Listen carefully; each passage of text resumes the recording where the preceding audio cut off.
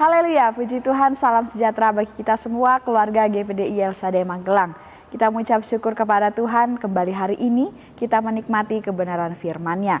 Terlebih dahulu kita akan sama-sama ucapkan revival. Ini terus kita perkatakan menjadi doa dalam kehidupan kita. Revival, saya berubah, saya berkarya, saya menjadi berkat. Puji Tuhan, Tuhan Yesus yang menolong kita semua. Renungan firman Tuhan pada hari ini saya berikan judul Lekas Marah. Kita buka Alkitab kita di dalam Pengkhotbah 7 ayat yang ke-9. Sekali lagi Pengkhotbah 7 ayatnya yang ke-9. Demikian firman Tuhan. Janganlah lekas-lekas marah dalam hati, karena amarah menetap dalam dada orang bodoh. Bapak Ibu, saudara-saudari yang diberkati oleh Tuhan, pernah mengunjungi sebuah pantai? Ya, jika pernah, pasti juga pernah melihat ada kepiting-kepiting kecil ataupun ya kepiting besar yang kemudian dia tersebar di sepanjang pasir pantai. Terkadang ada anak-anak bahkan juga orang dewasa yang hendak mengambil atau menangkap kepiting tersebut dengan menggunakan setangkai kayu pendek dan seutas tali pancing pendek ataupun benda-benda lain. Nah, ada sebuah batu atau kayu yang sangat kecil, ya biasanya kalau misalnya orang ingin mengambil kepiting dengan kayu pendek tadi dan seutas tali pancing tadi, biasanya di tali pancing tersebut akan diikatkan batu yang sangat kecil ya ataupun kayu ya. Lalu mereka seperti memancing gitu ya, seperti meletakkan batu yang yang diikat di tali tadi kemudian diarahkan kepada kepiting yang ada. Jadi seperti dipancing di depan matanya gitu ya. Dia pancing-pancing sehingga kepiting yang ada di pesisir, yang ada di permukaan pasir itu bisa melihat batu tersebut yang diikatkan pada tali pancing tadi yang kemudian diarahkan ke hadapannya. Nah, kemudian yang sering terjadi adalah kepiting tersebut akan merasa terganggu, dia akan marah. Lalu pada akhirnya dia akan menjepit batu tersebut atau tali pancing tersebut atau kayu yang juga diikatkan pada tali tersebut, dia capit, dia tangkap itu, dan itulah saat yang ditunggu-tunggu oleh orang yang melakukannya karena mereka akan langsung mengangkat kayunya ya, talinya bersama dengan kepiting yang tadi menjepit ya batu tersebut atau tali tersebut, dan langsung mereka masukkan kepiting tersebut dalam ember atau tempat penampungan yang lainnya.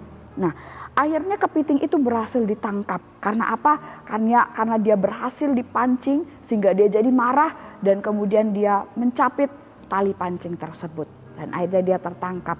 Nah, sama seperti kepiting tadi Bapak Ibu, banyak hal yang dapat memancing amarah kita. Banyak hal yang juga bisa memancing kekesalan kita, menguras kesabaran kita. Dan dari kemarahan itu seringkali membuat seseorang bertindak dengan tidak bijaksana, bertindak dengan tidak tepat, sehingga justru mendatangkan keburukan bagi dirinya sendiri. Ketika seseorang marah, emosi negatiflah yang ada dalam perasaannya, yang menguasai perasaannya, dan isi pikirannya pun hanya akan ada hal-hal tentang pelampiasan, pembalasan ya ataupun hal-hal jahat lainnya terhadap orang yang membuat dia marah.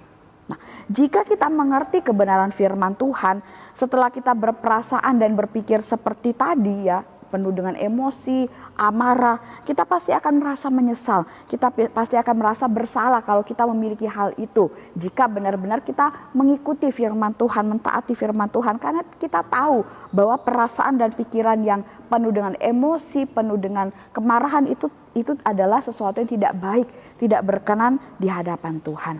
Nah, jadi dalam renungan kita pada hari ini kita akan belajar bersama-sama betapa sangat pentingnya bahkan menjadi sebuah kewajiban bagi kita anak-anak Tuhan untuk bisa mengontrol, menguasai diri kita agar tidak lekas dikuasai, tidak mudah terpancing dengan amarah atau emosi negatif lainnya. Dalam ayat ini juga menuliskan bahwa amarah itu hanya menetap dalam dada orang bodoh, dalam dada yaitu di dalam hati, yang seperti tadi yang ayat yang kita sudah baca dalam Pengkhotbah 7 ayat 9. Kemudian di dalam Amsal 14 ayat 29 pun menuliskan hal yang serupa. Orang yang sabar besar pengertiannya, tetapi siapa cepat marah membesarkan kebodohan. Nah, Bapak Ibu, kita melihat bersama-sama bahwa benar amarah itu jika ada dalam hati seseorang, berarti orang tersebut adalah seorang yang bodoh. Kita sudah pernah belajar bersama bagaimana orang yang bodoh itu akan mengalami kebinasaan kekal. Bodoh di sini bukanlah bodoh dalam artian tidak bisa belajar dengan baik atau tidak bisa melakukan sesuatu dengan benar. Tetapi bodoh yang dimaksud adalah orang yang tidak melakukan firman Tuhan. Jadi orang yang ada amarah dalam hatinya, dia orang yang cepat marah, lekas marah, itu adalah orang bodoh atau orang yang tidak melakukan firman Tuhan. Jika kita membiarkan diri kita mudah dikuasai oleh amarah, maka saat itu kita sedang tidak melakukan firman Tuhan. Karena Tuhan tidak memerintahkan kita untuk lekas-lekas marah, untuk menyimpan amarah dalam hati. Yang Tuhan kehendaki kita adalah menjadi pribadi yang sabar, memiliki pengendalian diri dan sebagainya. Oleh sebab itu jangan sampai kita ini termasuk dalam golongan orang yang bodoh, yaitu orang yang lekas marah, orang yang menyimpan amarah dalam hatinya, orang yang tidak melakukan firman Tuhan. Amsal 9 ayat 6. Buanglah kebodohan, maka kamu akan hidup dan ikutilah jalan pengertian. Kita buang kebodohan itu, buang amarah itu, buang sikap yang cepat marah itu, ya. Maka kita bisa hidup, maka kita akan hidup baik di muka bumi ini dan juga sampai di kekekalan. Itu yang firman Tuhan katakan.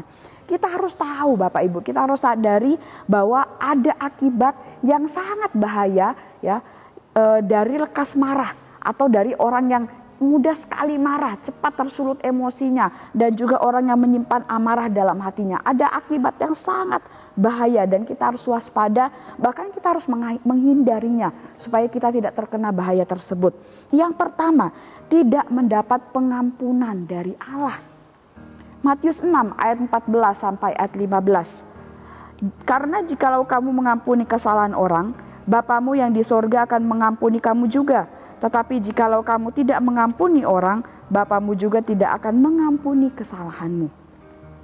Jika kita lekas marah terhadap orang lain, lalu marah itu terus kita simpan di dalam hati kita dan menjadi sebuah dendam atau akar pahit sehingga kita tidak mau mengampuni orang tersebut, maka Tuhan pun tidak akan mau mengampuni kita, Bapak Ibu saudara-saudari semuanya.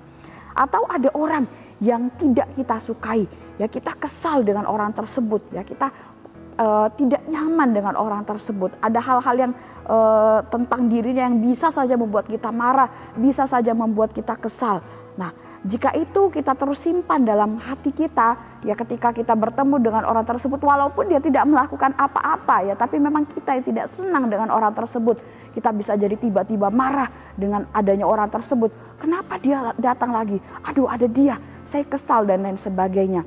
Misalnya itu selalu ada di dalam hati kita, maka Tuhan pun tidak akan mengampuni kita atas tindakan kita tersebut, Bapak Ibu. Ya, ini sangat kita perlu perhatikan dalam kehidupan kita sehari-hari karena setiap hari kita berhubungan dengan orang lain.